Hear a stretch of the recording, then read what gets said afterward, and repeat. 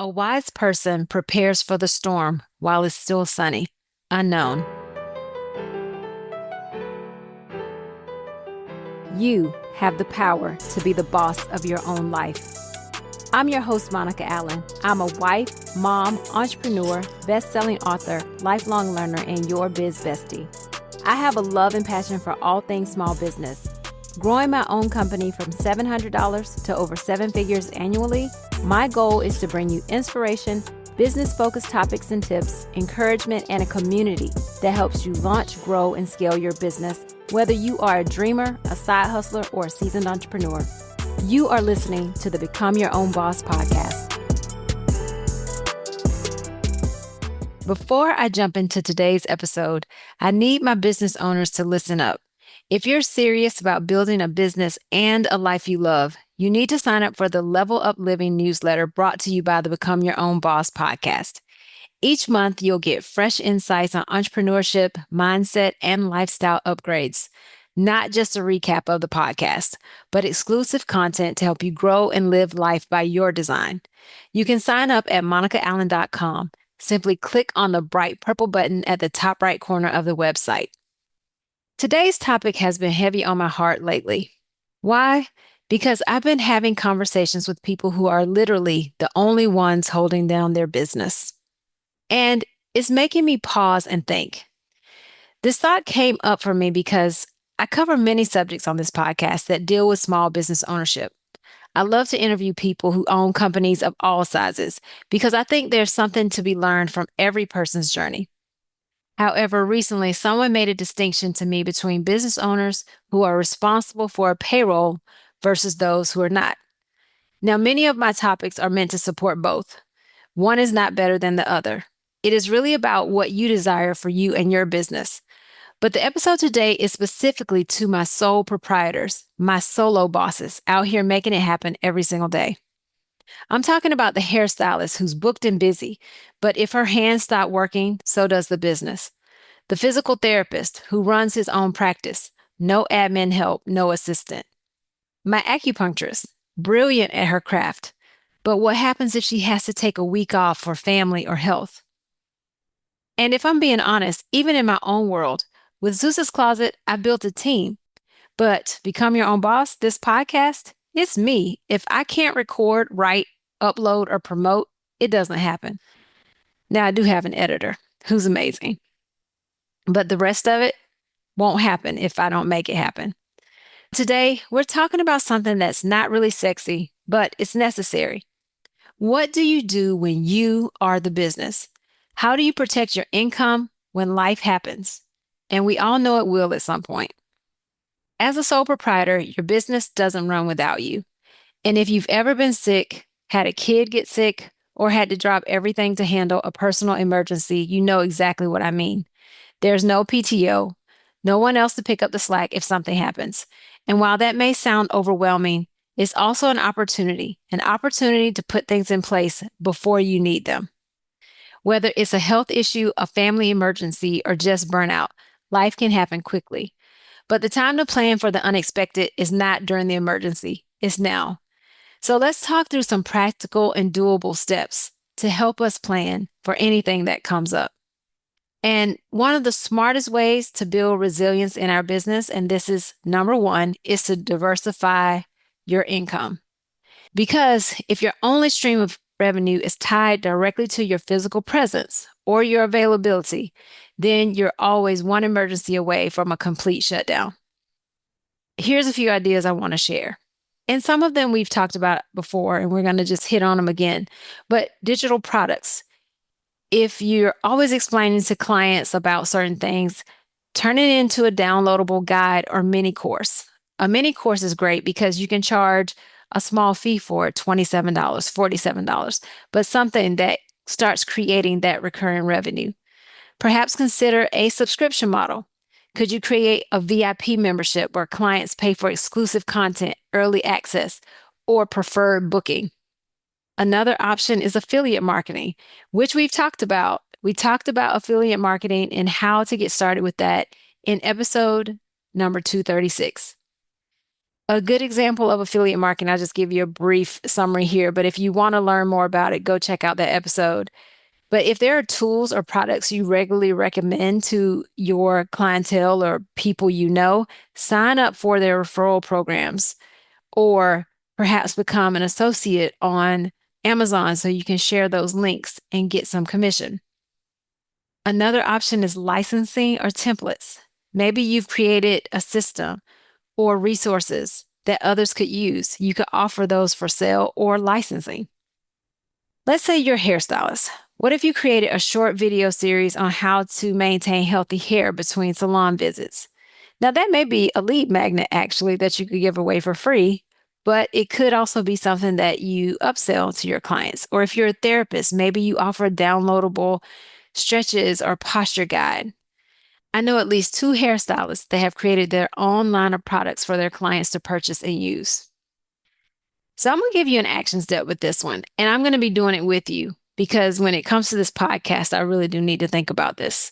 Is let's take 15 minutes after this episode or at some point during this weekend or next week and brainstorm 2 to 3 ways to earn income without being physically involved every single time. That's a little call to action for you on that one. But let's keep going. We also want to prepare for the what ifs. Number one, build a financial buffer. If you haven't already, start setting aside 3 to 6 months of a safety net to cover both your personal and business expenses. You don't have to save it all at once. It would pretty much be impossible to do because you also still have to live, but just make it a habit to save. Number two, automate your business.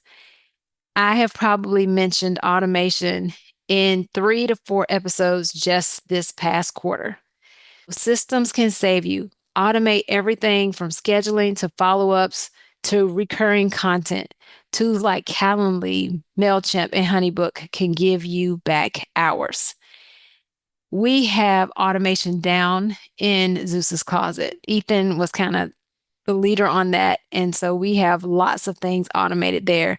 But I'm still working on automating just like my social media for this podcast. Haven't done that yet. Need to do that. But let's all work on automating what we can. Thirdly, document our processes. I've talked about standards of operating procedures many, many times, but this can help you onboard a new hire or an assistant very quickly. And these procedures can cover all types of things. They can cover how to onboard clients, how to manage files, how to fulfill orders.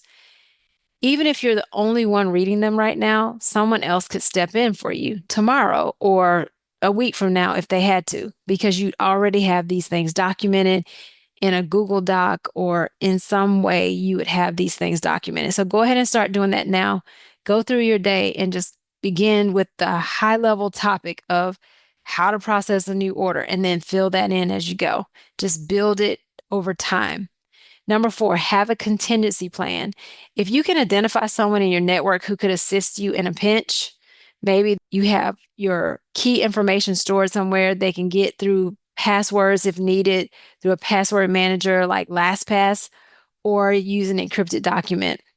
I think another reason this particular topic resonates with me this week is because I had a scheduled hair appointment. And so I keep using hairstylists as an example.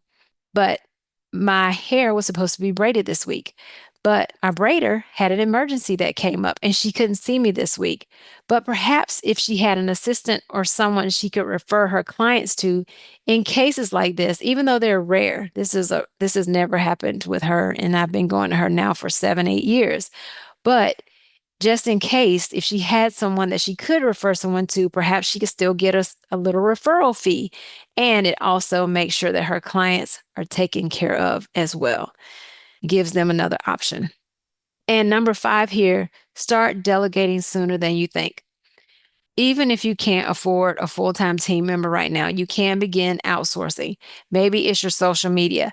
I actually did have a social media manager at one point that helped me a couple of years ago. Actually, he just stopped earlier this year, but it's because truthfully, I don't make money on this podcast. It really is a passion project for me. I was spending way more than I make. like $500 a month versus zero. So I thought that that's something I don't have to spend money on. I can create a schedule for posting social media. So I thought, let me save that expense, and that's money I can not spend on that. But if you're able to outsource social media or maybe your bookkeeping or anything that's possible to just help free up your time so you can focus on the business, then that can be helpful in the future as well. Those are some things you don't have to think about down the road. Or perhaps for me, for example, in Zeus's Closet, we have two virtual assistants. I have one that helps me with licensing. I have one that literally helps me with the day to day. So even if I'm out for a couple of days, she could answer emails. She could still answer those sales emails and make sure that people are getting things answered, getting invoices, and we can still book income even if I'm out for a few days. I often think about this when it comes to celebrities. And if you think about it, a celebrity is a brand. They are the business. No one's going to pay to see a stand-in for Beyonce. I mean, I'm just saying, I'm not going to pay $1,000 a ticket to see someone stand in for her. If Beyonce does not show up for that concert, it is not a Beyonce concert. Of course, they have insurance policies. They insure their limbs. I remember in college when I studied abroad, we went to Lloyd's of London, and Lloyd's of London insures lots of athletes and celebrities. They literally insure like arms and legs and feet. It's fascinating. But we have to think the same way. We have to also protect ourselves legally and financially. Let's talk about another powerful layer of protection, and that's called insurance. Now, I was an insurance major and I worked in the field of insurance for 8 years, actually longer if you count my internship. Ethan is not a fan of insurance because he's like, you just pay all this money and where does it go? But when you need it, you're very happy you have it. So I want to just kind of talk through some insurances you should think about or consider as a business owner, not just as a business owner, but also as a solo business owner. As a solo business owner, you may not even think these things apply to you or you should look into them, but I promise you, you should. The first one is disability insurance. This one is the usual one that's top of mind. And yes, it is essential. I have had my disability policy for a very, very long time. Drives Ethan nuts because, of course, we pay this fee quarterly. But if ever there's a day where I cannot type on my computer, even, it will cover me for thousands of dollars a month because of disability insurance. I mean, I pray I never need that, but it's there in case. But let's talk about some other policies you should seriously consider that can protect your income and ensure your business doesn't skip a beat if something goes wrong. Number one, business interruption insurance. This type of insurance covers loss of income if you have to temporarily shut down. This could be due to fire, flood, or theft. Think about that massage therapist who can't get into their space because of a fire that may have happened in someone else's unit, but it's impacted that person's business. Number two, critical illness insurance. If you're diagnosed with something serious like cancer, or heart attack, or stroke, it will give you a lump sum to help with your expenses. Now, we actually just put a policy like this in place for us last year because in my mind, I'm thinking as we get older, it's better to have something in place just in case. Insurance is really kind of that just in case plan. Number three, professional liability insurance. This protects you if a client claims your service or advice caused them harm. So, coaches, consultants, even hairstylists and therapists. This one's important. You should talk to someone about getting this. Number four, general liability insurance. This covers things like consumer injuries or accidental property damage during your services.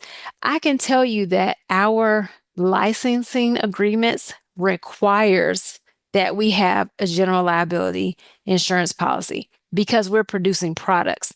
And even though, I mean, it's hard for me to imagine a jacket harming someone, but we live in a litigious society. So just in case, we have general liability insurance if someone claims they were injured due to a jacket or something we created. Number five, business owner's policy, which also is known as a BOP. This is kind of a bundle plan that typically includes general liability, property coverage, and sometimes even business interruption insurance. And it's all in one place. And typically it's at a better rate than if you piecemeal them out. I can remember all the people in property casualty would always be talking about BOP policies, and we've got to put this BOP policy in place for this company and this type of thing. That's another one to look at. And then number six, which I did not even know existed, is home based business insurance.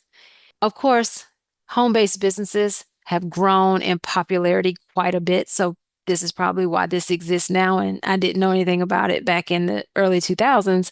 But if you operate from your home, your personal homeowners or renters insurance may not cover business related issues. So, it's good to check and add this layer to protect your equipment and operations if you're working out of your house. And then, lastly, life insurance. This is so important. Done an episode on this. It's been a couple of years. I probably should get someone in here to talk about it again. But this is especially important if you have dependents, if you want to, God forbid, if something happens to you, if you want to leave something behind for them, for your family, make sure things are taken care of. A term policy can ensure your family and or your business debts are covered if the unthinkable happens. No one likes to think about life insurance, but it is a policy that you should think about as a solo business owner. And of course, even if you're not solo, you should think about a life insurance policy. Now, I'll give you a pro tip here. Do work with an independent broker. I worked as a broker when I was right out of college. I wasn't actually a broker at the time. I was an analyst, but I grew into being a broker. And what a broker does is rather than them just working for one insurance company, a broker actually will get you quotes from multiple insurance companies, and they'll lay out the different plans that are available, the pricing, what those plans include and don't include. So an independent broker is a great way for small businesses to look at multiple policies at once. They can tailor recommendations based on your industry and ideally find you more affordable coverage options. That's just a little bit of a tip there. And this is all just part of running your business like a business. Even if it's just you, you want to run it as professionally as possible. Now, I know I've thrown a lot at you. I know it can feel a little heavy, and I'm not trying to overwhelm, but let me just remind you, this is not about fear. It's really about freedom. It's really about feeling lighter because when you know you have things in place, you have the right coverages, you have, just things lined up, it will just feel better. You'll have freedom, freedom to rest, freedom to show up for your family, freedom to say yes to what matters. And this allows you to know you're building a safety net for your business, but more importantly, for your life. It doesn't have to all be done overnight. So I don't want you to feel that pressure. Just take one thing at a time. Truthfully, it's time for me to reassess all of our insurance policies to make sure we have the best and most up to date coverage. Haven't looked at it in years. It's time to do that. That's going to be my one thing that I'm going to work on over the next month or this second quarter of the year. And you know what? It also is about knowledge. Knowing these things that I've shared with you today is really about knowledge because knowledge is truly powerful. And my goal on this podcast is to give you knowledge and information to make you the best boss you can be, whether you're a solo boss or the boss of hundreds. The goal is for you to be knowledgeable and be the best at running your business so you can ultimately live the life that you desire and that you deserve. That's it for me today. I feel like I've just given you guys so much to think about, but thank you for listening. As always, I'm grateful for you. If this episode brought you value, share it with another business owner who's in that solo season, or even if they're not, just share it with someone. We really need to start normalizing these types of conversations. And if you're taking one of these steps this week to diversify your income, prepare for the what ifs, or secure the proper insurance, send me a DM or tag me. I'd love to cheer you on. Remember, you are your business, but your business should also support you. And remember, Now is the time. Now is the time to level up, leave a legacy, and become your own boss.